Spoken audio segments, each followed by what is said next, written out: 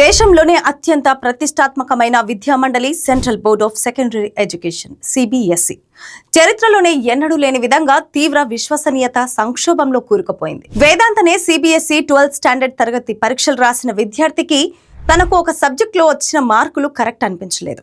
Revaluation కోసం apply చేయడానికి నానా తంటాలు పడ్డాడు. ఎగ్జామ్ పేపర్ కాపీ చూసి అది తనది కాదని అబ్బాయి చెప్పాడు. వేరే పేపర్ కి ఈ పేపర్ కి చేతిరాత కూడా చాలా తేడా ఉందని ఆ ఫోటోలు చూస్తే తెలుస్తుంది. ఇదే విషయం ట్విట్టర్ లో ఒక అకౌంట్ క్రియేట్ చేసుకుని పోస్ట్ చేశాడు. అకౌంట్ ప్రొఫైల్లో అబ్బాయి లొకేషన్ సౌత్ ఏషియా అని ఉంది. DD news anchor Ashok Srivastava ఈ అబ్బాయి పాకిస్తానీ అని ముద్ర వేశాడు. ఇక మిగతా బ్యాచ్ కూడా అదే కోణంలో అబ్బాయిని ట్రోల్ చేశారు. చివరికి పేపర్ కరెక్షన్ లో కొందరికి కాపీ ఇవ్వడంలో పొరపాటు జరిగిందని సిబిఎస్ఈ ఒప్పుకుంది.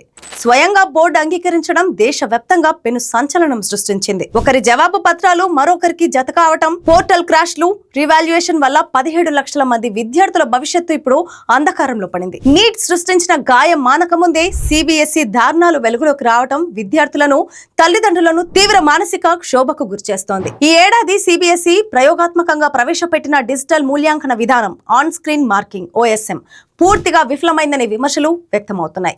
దాదాపు 77,000 మంది ఉపాధ్యాయులకు ఈ సరికొత్త సాఫ్ట్వేర్ పై కనీస అవగాహన, శిక్షణ కల్పించకుండానే హడావిడిగా అమలు చేశారు. వేరే ప్రభుత్వం హయాంలో ఇది జరిగి ఉంటే విద్యాశాఖ మంత్రి రాజీనామా చేయాలని బీజేపీ వాళ్ళు ఖచ్చితంగా ఆందోళన చేసేవాళ్ళు. ఇప్పుడు మాత్రం సైలెంట్ గా కూర్చున్నారు. పైగా స్టూడెంట్ కంప్లైంట్ ఇస్తే పాకిస్తానీ అని బోర్డు నుండి ఇన్సల్ట్ చేయడం ఏంటి? జవాబుదారితనం లేకుండా బాధితుల నుండి తప్పించుకోవడానికి విద్వేషపూరిత నినాదాలను ఉపయోగించడం అత్యంత బాధ్యతారహితం, దుర్మార్గమైన చర్య. ఈ రకమైన సమాధానం ఇచ్చిన బోర్డు బాధ్యులపై తగిన చర్యలు తీసుకోవాలి. ఇలాంటి మరిన్ని ఇంట్రెస్టింగ్ అప్డేట్స్ కోసం చూస్తూనే ఉండండి ప్రగతి మీడియా. Thanks for watching.